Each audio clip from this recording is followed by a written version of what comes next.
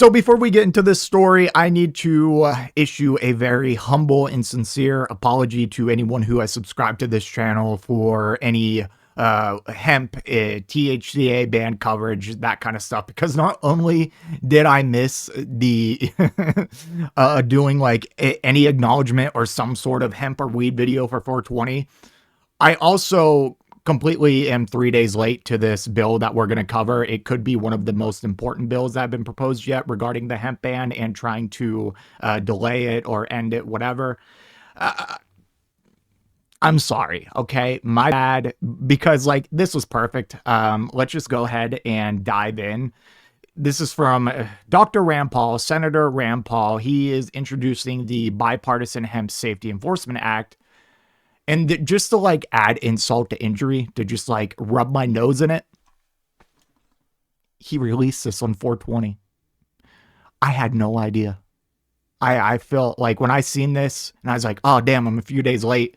And then I looked at this like the date it was released and I was like, shit, I really messed up.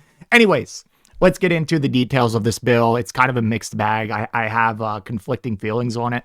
Anyways, Dr. Rand Paul, Republican from Kentucky, today introduced the Bipartisan Hemp Safety Enforcement Act, a bipartisan bill that empowers states and tribal governments to regulate and ensure the safety of hemp and hemp-derived products, preventing a looming federal crackdown from shutting down a thriving multi-billion-dollar American industry. The Hemp Safety Enforcement Act is co-sponsored by Senators Amy Klobuchar and Joni Ernst. So a top Democrat and a Republican. I'm no fan of Amy Klobuchar, but she is definitely adjacent to Democratic leadership. And that's why I'm not a fan of her. Anyways, half of the states have already set up their own smart rules, THC limits, age restrictions, and safety standards that let hemp farmers grow, manufacture, innovate, and consumers stay safe, said Dr. Paul. Washington shouldn't wipe out those efforts or destroy jobs and access to products that help our veterans, our elderly, and families across the country. This bill gives states the freedom to regulate hemp responsibly while keeping dangerous synthetics off the market and ensuring products can move freely between states. So it's already calling out like dangerous synthetics. So when they say dangerous synthetics, they mean like Delta 8. And I'm tired of this thing. Like there is nothing dangerous about Delta 8 itself, Delta 10 itself, THCO, THCP. There's nothing inherently dangerous. Any dangers that come from weed or any synthetic form of weed is not the fact that it's synthetic. It's the delivery system. It's what it's cut with. It's like if you use vitamin E or whatever in the carts, it's going to cause some problems. So like if you literally just have these substances and regulate and make sure that they are being like, not cut with something that's going to kill you, they are perfectly fine. And no matter how strong these synthetic strains are, it's not going to hurt you. It's not going to kill you. It can't kill you. No one has died from consuming too much weed, synthetic or normal. Alcohol, that's a different story because it's literally poison. And if you drink too much of it, and you have to have limits on like the pure alcohol that you can brew and sell because it's literally poison. Weed, on the other hand, it's not. It's not poison.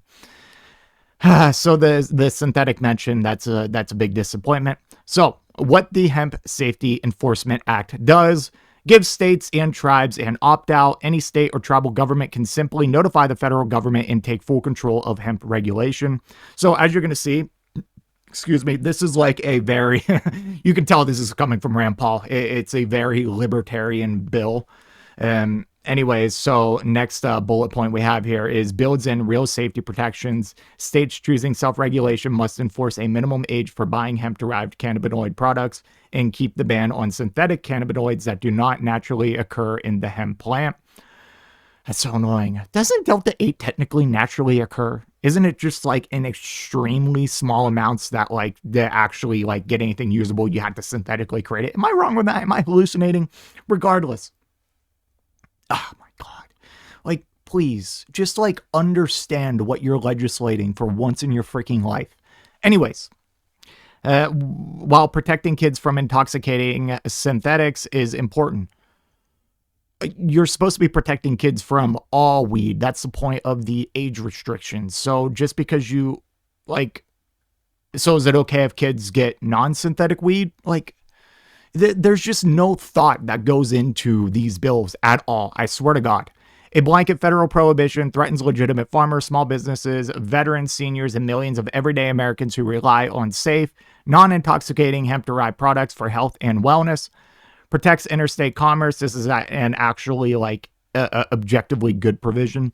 No state can block legal hemp or hemp-derived products from moving to or from other states that have also opted out. So like if you need to go from, I don't know, a blue state that is growing and has this all fully legal and whatnot, and you need to go through a red state, that red state can't like pull you over and like seize all your goods. Like, what the hell, man? This is interstate commerce, man. I'm a sovereign citizen. I don't know why I said that. Aligns with pro-research policy consistent with President Trump's executive order on expanding medical marijuana and CBD research. The bill preserves access to beneficial products while cracking down on real dangers. And I want to take this opportunity to remind you that Trump's whole executive order on weed and rescheduling, it was all PR. So far, there have been no substantive changes. That it's still like the FDA or DA, what I forget which one handles the classification, but they still haven't changed the scheduling. Biden started this process, and of course, it was kind of more PR for him too. But like, there hasn't been anything of substance done yet. The Hemp Safety Enforcement Act will protect kids while allowing Kentucky farmers, American manufacturers, and consumers nationwide to benefit from hemp-derived products. So, like if I were to rate this bill, so like if you have letting the ban just go through, that's like a 0 out of 10. I'd probably give this bill like a 5.5, maybe 6 if I'm feeling really generous out of 10. But I think this is the most viable legislation yet. It has bipartisan support, unlike other bills that we have covered that have been proposed, that where they were kind of just introduced by like 2 Democrats or a Republican like Nancy Mace. There hasn't been any like, especially like top figures like doing a bipartisan co-sponsor of any of these bills, and this is the first one that meets that. So it's kind of the most viable. There is like already a broad bipartisan consensus that something needs to be done regarding this hemp ban, and that goes across both parties. So yeah, take that as you will. Is this my ideal bill? No. My ideal bill is pretty much, I think, what Nancy Mace, of all people, her bill was probably the most common sense to me. And if memory serves me right, her bill was just, let's just repeal the ban, like the provision that bans hemp and changes the loophole. We just repeal that and we continue as normal. That seems like the most reasonable bill to me, because it's been literally fine. You could maybe find like 5 people who died to synthetic weed, and it wasn't because of synthetic weed, it was because of the delivery system. But anyways, some things about this bill are good, that it mentions like age requirements. That's a given. It also protecting interstate commerce. That's a big one that, others might not really think about. But regardless, there's probably going to be no decisions on this soon. There have been no votes on any of these bills yet. And I suspect this is going to be a very last minute thing, because that's just how our government works. We're going to kick the can down the road until we're like 3 days until this hemp ban goes into effect. And Congress is going to be scrambling, because I know, even though it's not a topic right now, this will be a topic in the near future, because this is, as we've covered, like a $30+ billion industry. And that was using numbers from like 2023 or 2024. It's probably only gotten bigger at this point.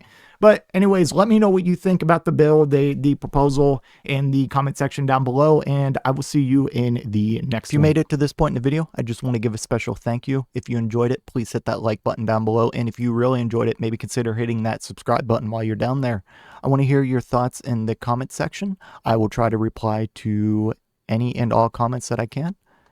Until next time, watch that video on screen.